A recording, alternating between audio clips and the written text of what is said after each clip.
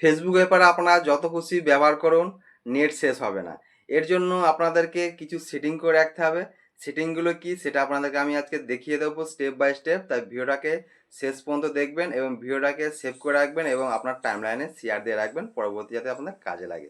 চলুন তাহলে আপনারা দেখে দিই আপনারা কী করবেন বা সেটিং দুটো কী। প্রথমেই আপনাদের ফেসবুকটাকে আপনারা ওপেন করে নেবেন। ফেসবুকটাকে ওপেন করা নেই, আপনারা উপরে দেখতে পাচ্ছেন যে থ্রি লাইনে চলে আসবেন। থ্রি লাইনে চলে আসার পর এখানে দেখতে পাচ্ছেন সেটিং অপশানটা, সেটিং অপশানে চলে আসবেন। দেন নিচের দিকে একটু আসবেন, নিচের দিকে এলে এখানে আপনারা দেখতে পাবেন যে মিডিয়া অপশানটা, জাস্ট আপনারা মিডিয়া অপশানে চলে আসবেন। মিডিয়াতে আসার পর আপনারা এখানে দেখতে পাবেন যে ডেটা সেভার অপশানটা, জাস্ট এটাকে আপনারা অন করে দেবেন এবং নেভার অটো প্লে যে ভিডিও অপশানটা, জাস্ট আপনারা এই দুটোকে আপনারা টিকমার্ক করে রাখবেন। আমি টিকমার্ক করে রাখলাম।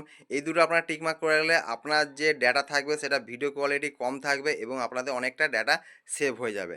এবং নেভার অটো প্লেটাকে যদি আপনারা অন করে রাখেন, তার ফলে কী হবে, যেগুলো অটোমেটিক ভিডিও অন হয়ে যায় সেগুলো আর অন হবে না।